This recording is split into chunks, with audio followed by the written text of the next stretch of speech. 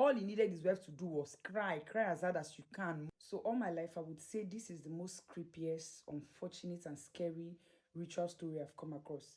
As a young man ended up dying while pretending to be dead. Now, this is what happened. So Kolawale is a young guy, very rich, calm. He got married. Him and his wife were living in Banana Island, Lagos State, Nigeria. So one day the wife said, while she was sitting down in their sitting room, the husband came into the house with a white casket. She was shocked, like what happened? Nobody died. The husband told her not to panic, that this is a ritual he wants to do, that he needs to die for their wealth to keep coming. Like he needs to die for 24 hours for their money to keep coming. The husband explained to her that while he's pretending to be dead, she's going to mourn him, like she's going to cry like someone actually died.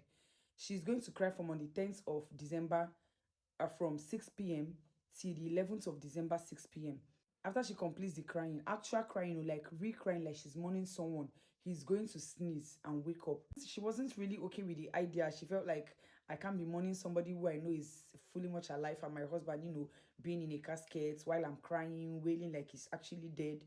She didn't like the idea, so she went inside, packed her luggage, and was about leaving the house. The husband credited her 5 million naira to say, this will be for your stress.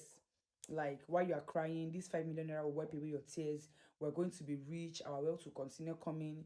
She said, as money they do person. Immediately she got the alert. She agreed to the plan. So the husband had his bath with a black soap, he would wear a white lace, I be white garment, I don't know. He will enter the white casket like someone who is actually dead, no movement, nothing. It's more like, I don't know how they program this ritual. Immediately he enters, he will automatically be dead, like he will be unresponsive. So that was how this man entered this casket, and the lady started crying. She cried till the following day, 6 p.m. The husband sneezed 3 times, woke up looking fresh. According to her, the husband woke up fresh, younger, and the husband received an alert with the title contract deal renewed. So they did this thing for 4 good years. Like 4 good years, every 10th of December, she will cry. The husband will enter casket. She will cry from 6 p.m. that 10th of December till the following day, 6 p.m. That's complete 24 hours with no break. Then this year, 2025, everything took a new turn. Everything just changed drastically. In the middle of the whole morning, while she was crying, she became thirsty and she said she was tired. So she stood up around 3 a.m. to go and drink water in the kitchen. This woman went to drink water and came back.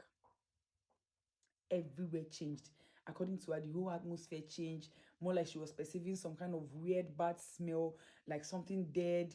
She became scared, like the AC became more chiller, more cold. So immediately she opened the casket. She started calling out to her husband's name, caller, caller. Like the husband wasn't responding. She tried shaking him, he wasn't moving. She tried pouring water on him, slapping him, no movements. At that point, she picked up her phone. There was this particular number the husband gave to her, which is his baba's number, that she should only call him in case of emergency. So she called this man to say, this is the situation of things though. My husband is not waking up, or he's not even moving, and I'm perceiving this weird smell. The baba asked her, did you at any point leave him alone? Did you go anywhere? Like, did you stop crying? She said she was tired, she was a little bit sleepy, so she went to quickly drink water so her eyes would be clear. The baba say, your husband don't true go. Like at that point, your husband is truly dead, because the spirit of death, the ritual, and the way the ritual is, like the spirit of death is hovering around. And the essence of that money coming is to make sure that somebody is always crying. The spirit of death wants to see that someone is always crying. That is his own ritual. They want to make sure someone is always crying at all points. So that 2 minutes, she went to go and drink water and come back. The spirit of death noticed everywhere was quiet. No one was actually mourning. So he ended up taking the husband's spirit. That was how this scholar ended up dying. She still felt like there should be hope. Let her wait till 6 p.m. the following day as usual. That's 11th of December 2025, to see if the husband will wake up. Immediately he got to that 6 p.m. the usual time, the husband did not wake up. Rather, she got an alert at the husband's phone. An alert of 500 million with the narration, contract for 2025 sealed. Meaning every year the husband gets the sum of 500 million for, pretending to be dead or dying for a day. So in other words, is her action that ended up taking the life of her husband. I just feel it's actually unfortunate because if you look at it, even if it was ritual he was doing, which is not really something most persons support, it was fair that he didn't take the life of any other person. What he was doing was basically pretending to be dead, like he would die for 24 hours. So what the woman should have done was endure that scene, because I know the husband must have told her at no point should you sleep off, at no point should you do this. Probably she just forgot, feeling sleepy, feeling tasty. But why could you make such mistake? How could you make such mistake? You go out. I don't know. I don't know. It's just unfortunate.